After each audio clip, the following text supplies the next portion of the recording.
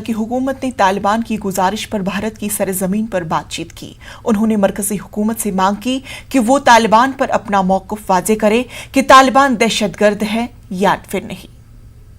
एक मुसलमान अगर तरकारी बेचता है तालिबानी है, कोई इनसे अपोज करता है पॉलिटिकली, चाहे मुसलमान हो ना हो, ये तालिबानी सोच का है। ये बीजेपी के लोग आपके चैनलों पर बैठकर बोलते हैं। ये सरकार सोचती नहीं है इन चीज़ों को। इनको सिर्फ एक ही लगता है, एक ही फोकस होना चाहिए, कैसे देश को हिंदुत्व में तब्दील कर दिया जाए। डोमेस्टिक पॉलिटिक्स को फॉरेन पॉलिसी बना देते हैं लोग।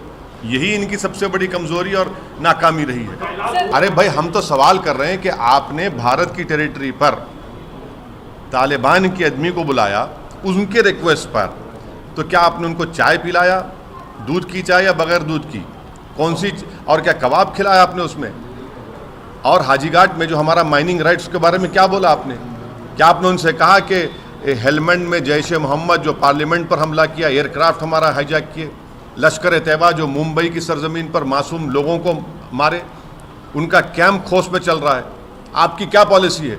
और तालिबान के टेररिस्ट है नहीं है, और अगर है तो यूएपीए में शामिल करेंगे नहीं करेंगे?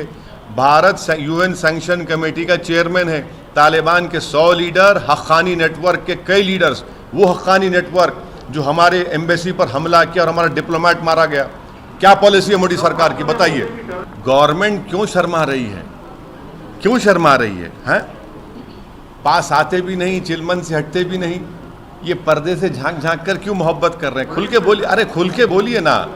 नहीं ये, अरे कोई देश के मामले में, देश की सिक्योरिटी के मामले में ये सरकार को ये जवाब देना पड़ेगा जो हम उठा रहे हैं। मोदी सरकार उत्तर प्रदेश के चुनाव तक तालिबान करेगी, और जैसा चुनाव ख़त्म हो जाएंगे आप देखेंगे तालिबान के लीडर के साथ बैठकर ऑफिशियली बैठ के बोलेंगे हाँ बातचीत और करेंगे। तो ये उत्तर प्रदेश चुनाव तक हम इनसे कह रहे हैं ड्रामाबाजी बंद करिए। आप देश हित में बताइए कि क्या तालिबान के बारे में मोदी सरकार का मौक़िफ़ क्या है, पोजीशन क्या है, क्या वो टेररिस्ट है नहीं है?